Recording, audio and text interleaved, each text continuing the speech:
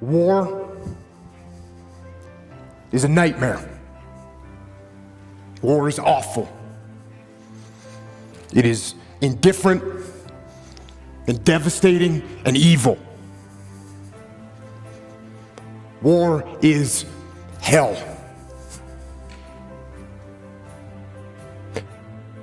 But war is also an incredible teacher, a brutal teacher.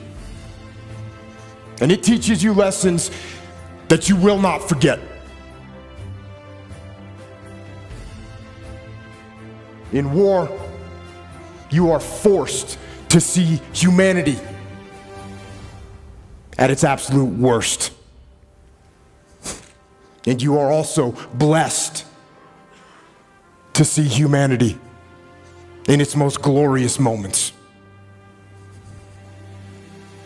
War teaches you about sorrow and loss and pain.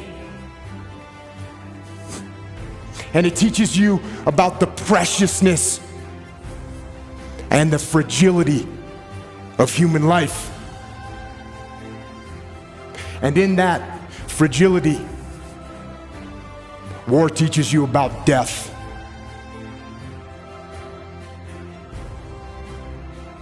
But war also teaches you about brotherhood and honor and humility and leadership. And unfortunately, war teaches you the most when things go wrong. And for me, one of the most impactful lessons that I learned from war was in the spring of 2006 in the city of Ramadi, Iraq, which at the time was the epicenter of the insurgency, where brutal and determined terrorists ruled the streets with torture and rape and murder. And it was in one neighborhood of that city during an operation that I was in charge of when all hell broke loose. We had multiple units out on the battlefield fighting the enemy. We had friendly Iraqi soldiers, we had US Army soldiers and US Marines, along with small elements of my SEAL team. And then the fog of war rolled in with its confusion and chaos and mayhem, and with its gunfire and enemy attacks and screaming men and blood and death. And in that fog of war, through a series of mistakes and human error and poor judgment and Murphy's Law and just plain bad luck, a horrendous firefight broke out. But this firefight, it wasn't between us and the enemy. This firefight, tragically, was between us and us. Friendly forces against friendly forces. Fratricide. The mortal sin of combat. And the most horrific part of war. And when it was over, and the fog of war lifted, one friendly Iraqi soldier was dead, 2 more were wounded. One of my men was wounded, the rest of my SEALs were badly shaken. And it was only through a miracle that no one else was killed. And it was reported up the chain of command what had happened. That we had fought and wounded and killed each other.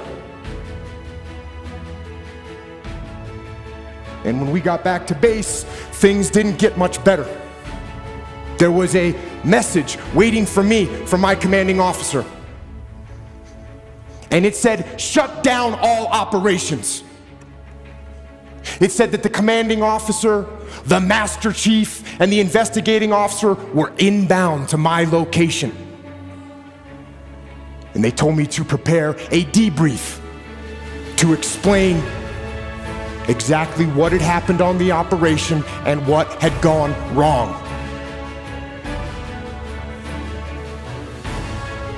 Now, I knew what this meant.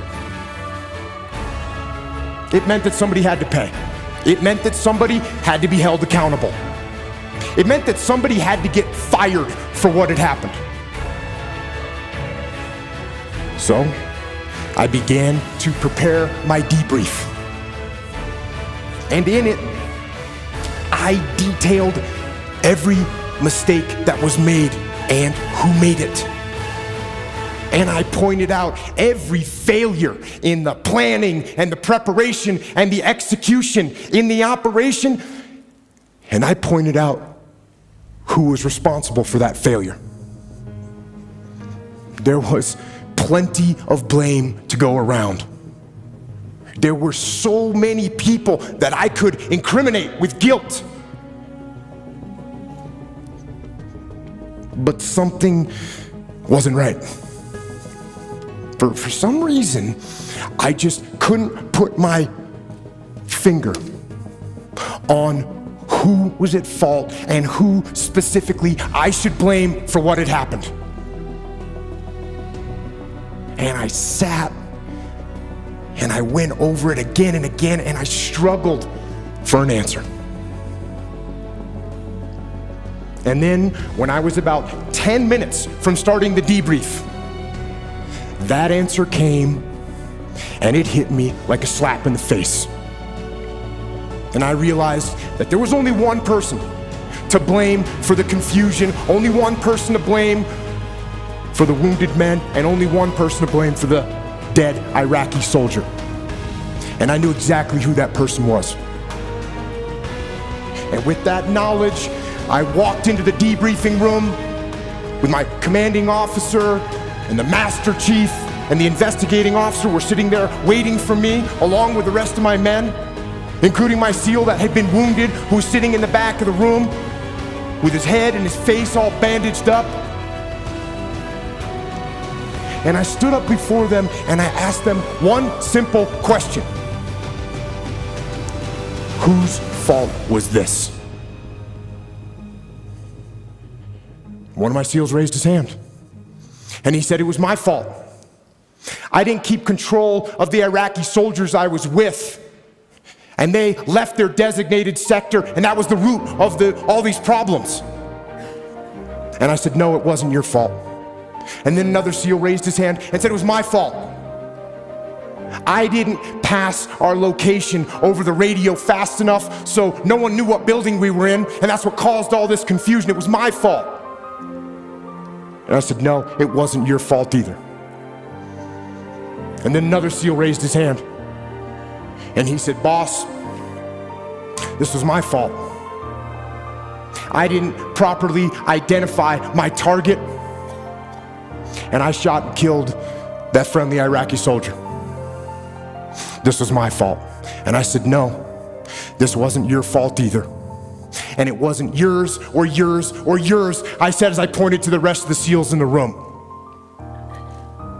And then I told them that there was only one person at fault for what had happened. There was only one person to blame. And that person was me. I am the commander. I am the senior man on the battlefield, and I am responsible for everything that happens. Everything. And then I went on to explain to them some new tactics, techniques, and procedures that we were going to implement to ensure that this kind of travesty never happened again. And I will tell you something, it hurt. It hurt my ego. It hurt my pride to take the blame. But I also knew that to maintain my integrity as a leader, And as a man, I had to take responsibility. And in order to do that, I had to control my ego so that my ego did not control me. And you know what? I didn't get fired. In fact, my commanding officer, who had expected excuses and finger pointing, when I took responsibility, when I took ownership, he now trusted me even more. And my men, they didn't lose respect for me. Instead, they realized that I would never shirk responsibility, and I would never pass that heavy burden of command down the chain and onto them. And you know what? They had the same attitude. Unlike a team where no one takes ownership of the problems and therefore the problems never get solved, with us, everyone took ownership of their mistakes. Everyone took ownership of the problems. And when a team takes ownership of its problems, the problems get solved. And that is true on the battlefield, it is true in business, and it is true in life. So I say, take ownership. Take extreme ownership. Don't make excuses. Don't blame any other person or any other thing. Get control of your ego. Don't hide your delicate pride from the truth. Take ownership of everything in your world, the good and the bad. Take ownership of your mistakes, take ownership of your shortfalls, take ownership of your problems, and then take ownership of the solutions that will get those problems solved. Take ownership of your mission. Take ownership of your job, of your team, of your future, and take ownership of your life. And lead. Lead. Lead yourself and your team and the people in your life. Lead them all to victory.